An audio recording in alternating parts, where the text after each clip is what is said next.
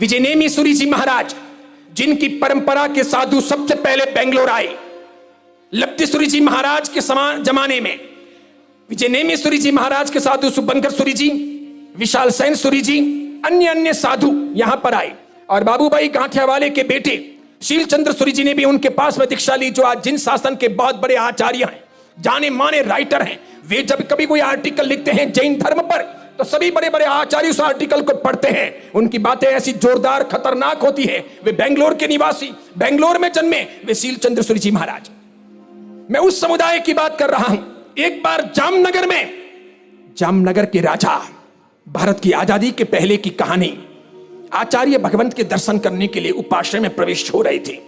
आचार्य नेमीश्वरी जी महाराज दंडासन लेकर एक छोटे साधु को दोनों पैर पकड़ करके चूतों पर पीट रहे थे, डंडे लगा रहे थे। वो साधु रो रहा था। जैसे ही जामनगर के दरबार ने, जामनगर के राजा ने दरवाजे पर यह दृश्य देखा, वो चिल्लाए, ओ महाराज क्या कर रहे हो? नेमीश्वरी जी महाराज की जोरदार दाढ़ी, तीखी पैनी आंखें, राजा जैसी उनकी बॉडी, उनका शरीर का पूरा सौष्ठव।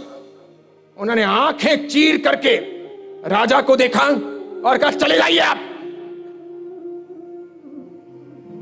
मेरे और मेरे शिष्यों के बारे में कुछ भी कहने का आपको अधिकार नहीं है। जामनगर के दरबार, जामनगर के राजा, आज बहुत बड़ा उनका राज परिवार और बहुत बड़ा उनका महल है।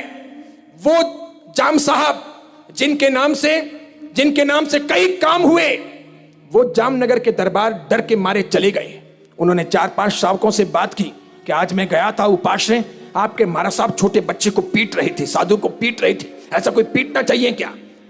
5-6 दिनों के बाद में अंततः महाराज साहब बहुत याद आने लगे। 4-5 बड़े श्रावकों को लेकर माफी मांगने के लिए जामनगर के दरबार राजा वापस नेमीश्वरी जी महाराज साहब के पास में आए। वो तो कोई बात नहीं, महाराज साहब ने उनको कुछ नहीं कहा, उन्होंने महाराज साहब को कुछ नहीं कहा। लेकिन एक महत्वपूर्ण बात आप सभी कान खोल करके सुन लीजिए। विजयनेमीश्वरी जी महाराज के हाथों से जिस किसी भी आचार्य भगवंत ने मार खाई, जिस किसी भी साधु ने मार खाई, वे सभी आगे जाकर महान बड़े आचार्य बने, सब विद्वान आचार्य बने, एक एक विषय में, एक एक सब्जेक्ट में सब बड़े महारथी बने।